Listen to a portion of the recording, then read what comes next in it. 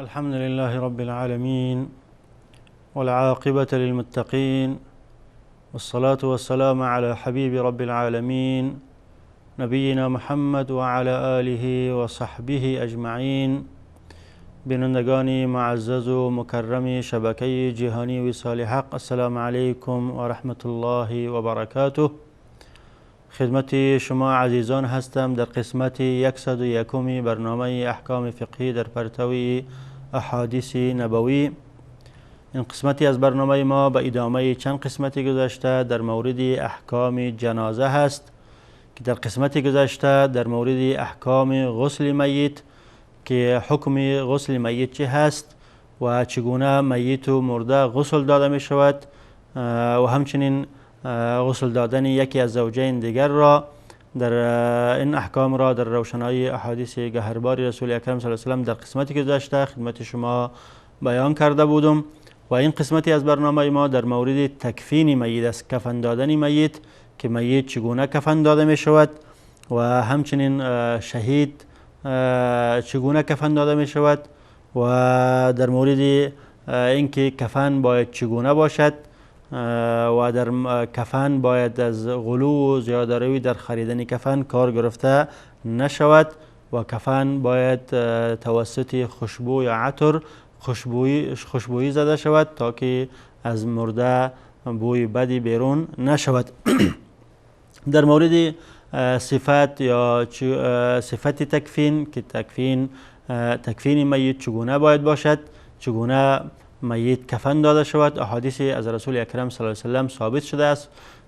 که از جمله حدیث متفق علیه است که امام بخاری و امام مسلم رحمت الله علیهما از ام المؤمنین عایشه صدیقه رضی الله عنها روایت میکنند که ایشان چگونگی کفن دادن رسول اکرم صلی الله علیه و سلم را برای ما بیان کردند که رسول اکرم صلی الله علیه و سلم هنگامی که وفات کردند و ایشان را حضرت علی و همراهانش غسل دادند. بعد از او چگونه ایشان را کفن دادند، کفن پوشانیدند، فرمودند که کفن رسول الله صلی الله علیه و سلم فی 3 اثواب بیض سحولیة من کرسف لیس فیها قمیص ولا عمامه. رسول اکرم صلی الله علیه و سلم هنگامی که وفات کردند و غسل داده شدند ایشان در 3 پارچه از کالا کفن داده شدند که این 3 پارچه از کالا سفید بود و سحولیه بود. از جمله پارچه هایی بود که در منطقه سحولی که یکی از قریه های یمن است در آنجا ساخته می شد و در آن وقت مشهور به ساختن پارچه ها و تکه ها بود و این پارچه که رسول اکرم صلی الله علیه و سلم توسط او کفن داده شد از آنجا آمده بود. از کالاهایی بود که در سحولیه در منطقه سحولیه ساخته می شد و رنگش سفید بود و من کرسف و از قطن و پنبه بود. لیس فیها قمیص ولا عمامه. در این 3 پارچه که رسول اکرم صلی الله علیه و سلم توسط آن کفن داده شده بود قمیص و کالا یا پیراهن و همچنین عمامه نبود، یعنی به شکل قمیص یا پیراهن دوخته نشده بود و همچنین به شکل عمامه بر سر رسول اکرم صلی الله علیه و سلم بسته کرده نشده بود. این حدیث بر چند امر دلالت میکند. دلالت اولی از او این است که کفن باید افضل و بهتر است که از 3 کالا بوده باشد. کفنی که توسط از او مرده کفن کرده می شود یا پارچه که توسط از او مرده میت تکفین می شود باید متکون از 3 پارچه بوده باشد و این از باب افضل و بهتر است. اما از باب وجوب وقتی که در یک کالا اگر هم در یک پارچه دراز پیچانده شود و جای از او فارغ نماند واجب ادا می شود و لیکن افضل و بهتر است که در 3 کالا یا در 3 پارچه تکفین داده شود، چون رسول اکرم صلی الله علیه و سلم در 3 پارچه تکفین داده شده اند و الله متعال برای رسول خود آنچه را اختیار میکند که افضل و بهتر بوده باشد. پس تکفین میت در 3 پارچه افضل و بهتر است. و در روایت دیگری هم آمده در امام ترمذی که رسول اکرم صلی الله علیه و سلم در 7 پارچه تکفین داده شدند، لیکن این روایت را خود امام ترمذی تضعیف میکند، میگوید که این روایت ضعیف است و این روایت که در 3 پارچه تکفین داده شدند این روایت حدیث متفق علیه است و عمل به این روایت می شود. و این 3 پارچه در روایت های دیگری آمده در دارقطنی که عبارت از یک پارچه به شکل ازار در قسمت پایانی از ناف پایان یعنی مرده پیچانده می شود به او که به او ازار گفته می شود و یک قسمت دیگر هم در قسمت بالا از ناف به بالا تا به گردن و پیچانده می شود و پارچه دوم که پارچه بزرگ می باشد که از سر تا پای مکمل مرده توسط از او پیچانده می شود و سرش هم توسط از او پیچانده می شود، دو طرفش بسته کرده می شود تا که واز نشود. این در مورد تکفین مرد است و که متکون از 3 پارچه است و اما اگر مرده خانم بوده باشد در او صورت خانم توسط افضل و بهتر است که توسط 5 پارچه یا 5 تکه تکفین کرده شود که او 5 تکه عبارت از یک تکه‌ای که به شکل ازار از کمر پایان بسته کرده می شود و یک تکه‌ای که به شکل کالا از کمر بالا بسته کرده می شود و یک تکه دیگر به شکل چادر که سری از او و موهای از او بسته کرده می شود و 2 تکه دیگر در تمام جسم از او اول با یک پارچه پیچانده می شود و بعد از یک پارچه دیگر هم در بالای از او انداخته می شود و توسط از او هم پیچانده می شود. و این مطلب در روایتی که امام احمد و امام ابو داود را روایت کرده آمده که امام احمد و امام ابو داود از صحابیه به نام لیلا بنت قائف روایت میکنند، لیلا بنت قانف روایت میکنند که ایشان فرمودند كنت في من غسل ام كلثوم بنت رسول الله صلی الله علیه و سلم عند وفاتها، هنگامی که ام کلثوم بنت رسول اکرم صلی الله علیه و سلم که زوجه حضرت عثمان بن عفان رضی الله عنه بودند وفات کردند و در جمله کسایی که ایشان را غسل میدادند این صحابیه جلیل قدر لیلا بنت قانف میگن که ما هم در جمله کسایی بودیم که ایشان را غسل میدادم. و کان اول ما اعطانا رسول الله صلی الله علیه و سلم الحقوه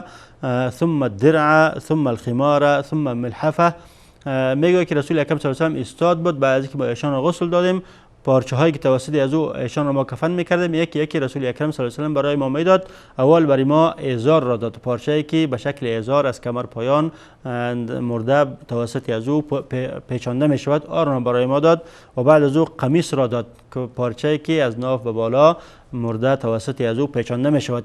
و بعد از او خمار را داد، پارچه ای که توسط از او سری از او و موهای از او بسته کرده می شود. ثم الملحفه و بعد از او یک پارچه داد که به شکل لحاف در کل جسم از او ما او را بندازیم و توسط از او را بپیچانیم. ثم ادرجت بعد ذلك في ثوب آخر و بعد از او در آخر توسط یک کالای دیگه هم پیچانده شد. یعنی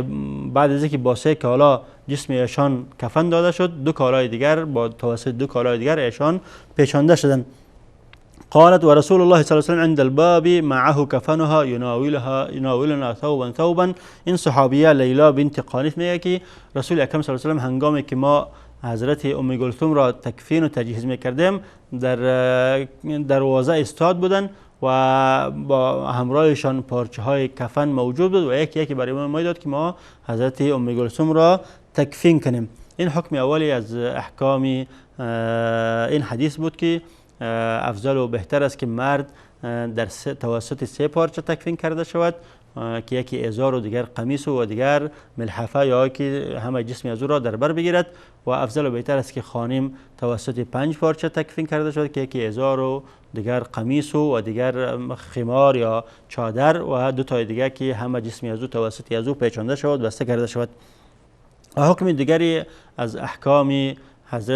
حدیث حضرت عایشه که متفق علیه که تکفین رسول اکرم صلی الله علیه و بیان کردن این است که افضل و بهتر است که کالایی که یا پارچه‌ای که توسط از اون مرده تکفین کرده می شود پارچه سفید باشد، رنگ سفید بوده باشد و چون رسول اکرم صلی الله علیه و سلم در پارچه سفید تکفین کرده شدند و الله متعال جز چیزی افضل برایشان نمیگزیند و لذا افضل و بهتر است که هر مرده در پارچه تکفین کرده شود که رنگ از او سفید بوده باشد. و همچنین اصحاب سنن و امام احمد از حضرت عبدالله ابن عباس روایت میکنه که رسول اکرم صلی الله علیه و سلم فرمودند البسوا من ثيابكم البياض، شما وقتی کالا میپوشید کوشش کنید که کالاهای سفید بپوشید، یعنی زیادتر از کالای سفید از رنگ سفید در پوشیدن کالا استفاده کنید. چرا؟ فانها من خیر ثيابكم، چون بهترین کالایی که شما میپوشید کالایی است که رنگ سفید داشته باشد. و کفنوا فیها موتاکم، و در پارچه های سفید در کالای سفید شما مرده های خود را هم تکفین کنید. و لذا علما قولشان این است که مرده باید در پارچه سفید تکفین کرده شود، الا اینکه ضرورتی بوده باشد دیگر پارچه سفید پیدا نشود و یک پارچه پیدا شد که با رنگ دیگری بوده باشد، رنگ سیاه یا سرخ یا رنگ دیگری، در اون صورت در وقت ضرورت اشکال ندارد. اما در غیر وقت ضرورت، در وقتی که متوفر بوده باشد، باید مرده در کالای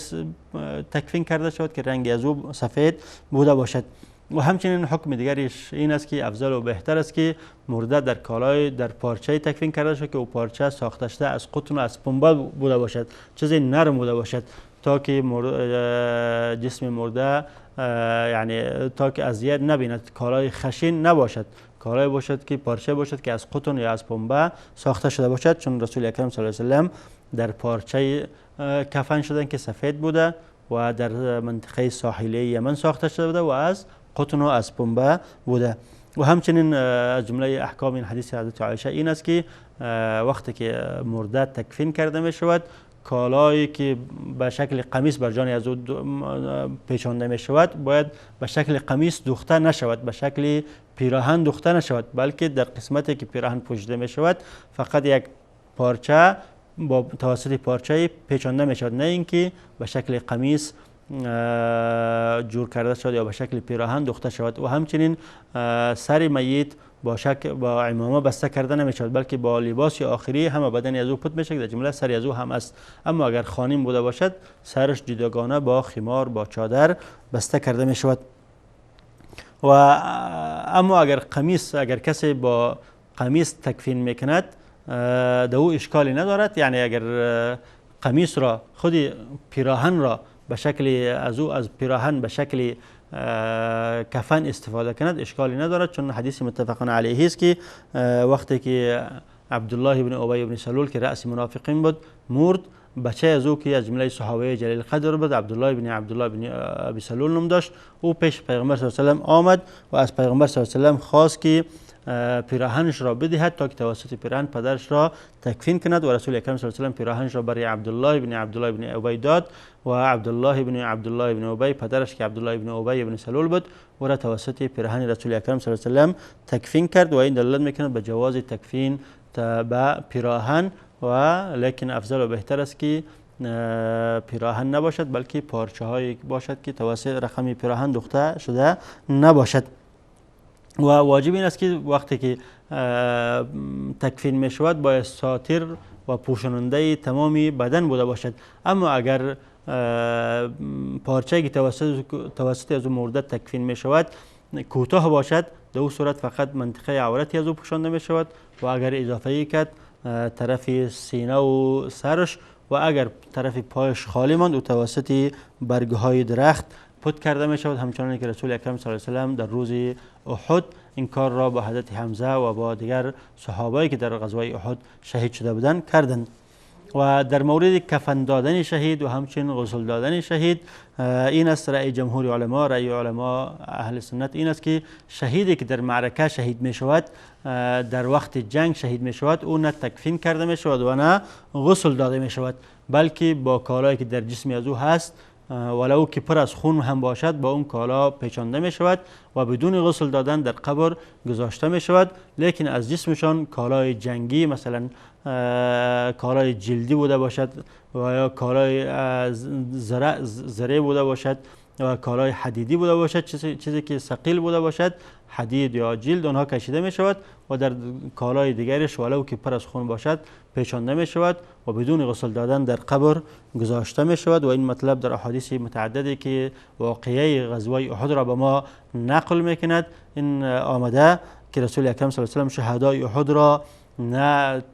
تکفین کردند و نه غسل دادند، بلکه با کالایی که در جانشان بود با آن کالا پیچانده در قبر گذاشتند. و از جمله این حدیثی که امام احمد و ابو داود روایت میکنند حضرت عبدالله بن عباس که حضرت عبدالله بن عباس فرمودند امر رسول الله صلی الله علیه و سلم یوم احد بالشهداء ان تنزع عنهم الحدید والجلود. رسول اکرم صلی الله علیه و سلم در روز غزوه احد امر کردند که شهدایی که در روز غزوه احد شهید شدند از جانهای آنها آهنالات برداشته شود، چیزایی که زره هست یا آهنایی که در سرشان از در جسم دور کرده شود و همچنین چیزهایی که پوستی است جلدی است دور کرده شود و فرمودن که انفنوهم فی دیمائهم و ثیابهم، در خونه ها و کالاهایی که پر از خون است توسط همین کالاها شما اینها را دفن کنید، دیگر کالای دیگری توسط کالای دیگری اینها را تکفین نکنید. و همچنین در روایت دیگری فرمودن که زمیلوهم فی ثیابهم، آنها را در کالاهایی که فعلا در بدنشان است در این کالا بپوشانید و در قبر بگذارید. و همچنین در مورد چیزشان غسلشان رسول اکرم صلی الله علیه و سلم فرمودن که حضرت جابر بن عبدالله فرمودن که امر رسول الله صلی الله علیه و سلم بدفن شهداء احد فی دمائهم ولم یغسلوا. رسول اکرم صلی الله علیه و سلم امر کردند که شهدای احد با خونهایی که در جسم آنها است با او خونها دفن کرده شوند و غسل داده نشوند. و در روایت دیگر آمده که لا تغسلوهم فإن كل جرح او كل دم يفوح يوم القيامة مسكا، شما اینها را نه غسل بدهید و نه خونها را از جانهای آنها پاک کنید، چرا که هر خون و هر جسمی که در جسم هر خون و هر جرح و زخمی که در جسمهای آنها است در روز قیامت مانند عطر مسک از آنها بوی خوشبویی بیرون می شود و خوشبو در روز قیامت حشر می گردند. و این حدیث همه دلالت به این میکند که شهدا نه غسل داده می شوند و نه تکفین کرده می شوند، بلکه با کالایی که در جسم آنها هست، کالاهای ثقیله از جسم آنها بیرون کرده می شود با کالاهای دیگرشان ولو که خون پر بوده باشد پیچانده در قبر گذاشته می شوند. و بعد از دیدن یک برنامه کوتاه دوباره خدمت شما خواهم بود با ادامه مسائل تکفین میت. با ما باشید.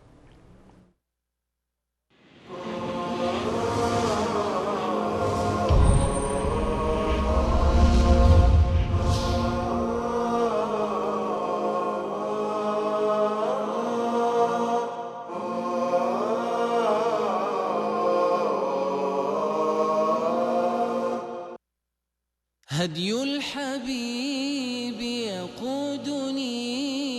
وبنوره تصفو الحياة، قد سار في درب النبي صحب وأشراف تقى، قوموا إلى الدرب المضيء نسمو ونرقى في علاه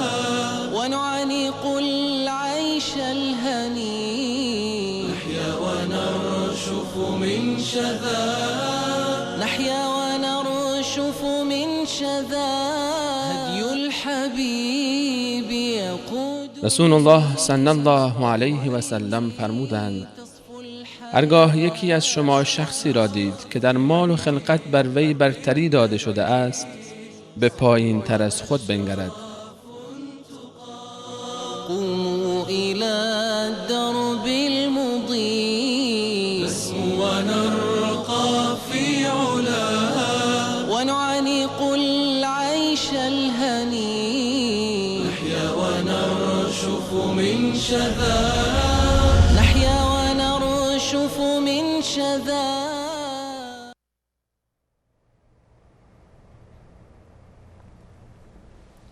بسم الله الرحمن الرحیم. با عرض ادب و احترام خدمت شما عزیزان هستم. در قسمت اول خدمت شما عرض کردم که از جمله آداب و سنت ها و فضایل کفن این است که کفن باید متکون از 3 پارچه بوده باشد و این 3 پارچه از رنگ سفید بوده باشد و افضل و بهتر است که از پارچه های باشد که از قطن و پنبه جور شده باشد و این 3 پارچه برای مرد هاست و اما برای زن ها کفن زن ها باید متکون از 5 پارچه بوده باشد. و در مورد تکفین شهید گفتیم که شهید نه تکفین کرده می شود و نه غسل داده می شود، بلکه با کالایی که او شهید شده ولو که پر از خون هم بوده باشد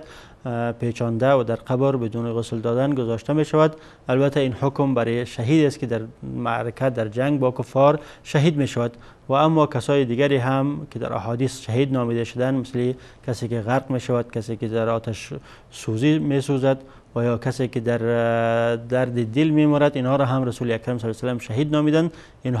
این حکم را نمیگیرد، بلکه این حکم مختص شهید است که در معرکه در جنگ با کفار شهید می شود. و جمله احکام و آداب تکفین هم این است که کفن باید از کالای مناسب و خوب بوده باشد، لیکن باید در خریدن کفن از غلو کار گرفته نشود. به شکلی باید کفن نباشد که قدر کالای قیمتی باشد که مردمای متوسط الحال و مردمای غریب او را خریده نتونن، یا مردم در خریدن کفن غلو و مباهات نکنند، بلکه از اقتصاد کار بگیرن، لیکن کالای بخرن که مناسبی، پارچه های بخرن که مناسب و نرم بوده باشد. در حدیثی که امام مسلم او را از حضرت جابر ابن عبدالله رضی الله عنه روایت میکنه، این مطلب آمده که رسول اکرم صلی الله علیه و فرمودند اذا کفن احدکم اخاه فلیحسن کفنه، وقتی که یکی از شما برادر خود را تکفین میکند، کفن کردنی از او را به دوش میگیرد، باید کفن خوبی برای او بخرد. لباسی نخرد که او خشن بوده باشد، لباسی نخرد که او مثلا با یک کش کردن پاره شود، بلکه لباسی بخرد که او مثلا از قطن جور شده باشد و سفید باشد و مناسب بوده باشد، و لباسی نباشد که مثلا او خشن باشد، یا لباسی مثلا که زود پاره شود، یا لباسی نباشد که او رقیق بوده باشد، نازک بوده باشد که جسم مرده معلوم شد، بلکه لباسی باشد که مناسب و نرم بوده باشد. و در مورد مغالات یا غلو کردن یا خریدن چیزی قیمتی، پارچه های قیمتی هم در حدیثی از آمده که رسول اکرم صلی الله علیه و آله از این کار نهی کردن. حدیثی که امام ابو داود را از حضرت علی بن ابی طالب رضی الله عنه روایت میکند که ایشان فرمودند سمعت النبی صلی الله علیه و سلم یقول، من از رسول اکرم صلی الله علیه و سلم شنیدم که فرمودند لا تغالوا فی الکفن، در خریدن کفن شما غلو نکنید، اینقدر کفنهای بسیار قیمتی را نخرید و این خریدن کفن سبب مباهات و فخر برای شما نگردد. چرا؟ فانه یسلب سریعا، کفن چیزی است که زود از مرده دور کرده می شود. وقتی که مرده در قبر نهاده می شود، این کفن می پوسد و از بدن مرده او طرف می شود و از مرده از این کفن استفاده نمی کند. لذا شما در خریدن کفن در قیمتی از او و در زیاد غلو نکنید و به شکل نباشد که شکل مباهله و مفاخره را برای خود بگیرد. و در همچنین از جمله احکام کفن یا تکفین میت این است که اگر مرده میمیرد یا مجموعه از مسلمان ها میمیرند و اقاربی از آنها یا مسلمان ها در حالت سختی واقع هست، نمیتونن که همه از آنها را تکفین کنند. جواز داره که در یک کفن دو نفر را تکفین کنند، به شکلی که یک کفن دو قسمت پاره کرده شود و یک قسمتش یک مرده تکفین کرده شود و قسمت دیگرش مرده دیگر تکفین کرده شود و فقط می شود که جای عورت آنها پنهان کرده شود. اگر کالای دیگری پیدا کردن قسمتی صدر و رأسشان را پنهان کنند و اگر پیدا نکنند می شود که قسمتی رأس و سر و پایشان با توسط پوست درختها یا با توسط برگهای درختها پنهان کرده شود و توسط پارچه فقط منطقه عورت آنها پنهان کرده شود. همچنانی که رسول اکرم صلی الله علیه و آله این کار را با تعدادی از شهدای احد این کار را کردند. امام بخاری رحمت الله علیه از حضرت جابر رضی الله عنه روایت میکند که فرمودند کان النبی صلی الله علیه و آله یجمع بین الرجلین فی قتل احد فی ثوب واحد، رسول اکرم صلی الله علیه و آله هنگامی که شهدای احد را تکفین میکردند دو نفر را در یک کفن جمع میکردند و علما گفتند که مراد از این نیست که هر دو داخل یک کفن انداخته شوند، بلکه یک کفن را دو پاره میکردند، به یک قسمتش یک مرده را تکفین میکردند و قسمت دیگرش مرده دیگر را تکفین میکردند و بعد از او هر دو مرده را در یک قبر میگذاشتند و میگفتند که ایهما اکثر قرآنا فیقدمه فی اللحد، پرسان میکردند کدام یکی از این دو مرده بیشتر قرآن را یاد دارد، آن را تقدیم میکردند، اول در لحد میگذاشتند و بعد از پهلویش مرده دیگر را. و همچنین دلالت به این میکند که قرآن یعنی اینقدر فضیلت داره که بعد از مردن هم صاحب خود را در هر چیز مقدم و پیش میکند و دلالت به این میکند، حدیث دلالت به این هم میکند که در وقت ضرورت فقط میشه که توسط یک کفن دو مرده تکفین شود و جاهایی که عورت مرده است اونجاها فقط پد کرده شود. و از جمله احکام تکفین هم این است که بعد از غسل دادن و قبل از تکفین کردن یا بعد از تکفین کردن باید خوشبویی زده شود خود کفن یا جسم میت تا که از جسم میت بدبویی نبراید و این مطلب در حدیثی از رسول اکرم صلی الله علیه و سلم ثابت شده است. از جمله حدیثی که حضرت جابر بن عبدالله روایت میکند، حدیثی که امام احمد رحمت الله علیه از حضرت جابر بن عبدالله روایت میکند که رسول اکرم صلی الله علیه و سلم فرمودند اذا جمرتم المیت فجمروه ثلاثا، وقتی که شما مرده را تبخیر میکنید، بخور میزنید، خوشبویی میزنید، 3 بار آن را خوشبویی بزنید تا که از مرده، از تابوتی از او بوی خوش بیرون شود. و همچنین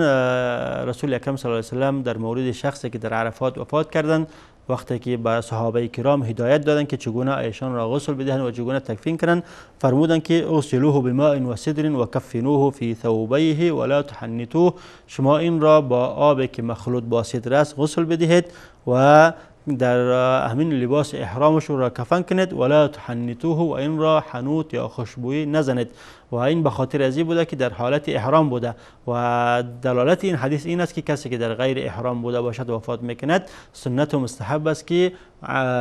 تکفین از او با حنوط شود، با خوشبویی شود. وقتی که کفن داده می شود خوشبویی هم زده شود تا که از کفن از او، از تابوت از او خوشبویی بیرون شود. این بود احکام و مسائل و آداب و سنت های تکفین میت که در روشنایی احادیث گهرباری رسول اکرم صلی الله علیه و سلم خدمت شما بیان کردم و در اینجا وقت برنامه ما به پایان میرسد و ان شاء الله تعالی در قسمت های آینده با احکام جدیدی از احکام جنایز در روشنایی احادیث گهرباری رسول اکرم صلی الله علیه و سلم خدمت شما خواهم بود. تا به او وقت الله حافظ و نگهبانتان. والسلام علیکم و رحمت الله و برکاته.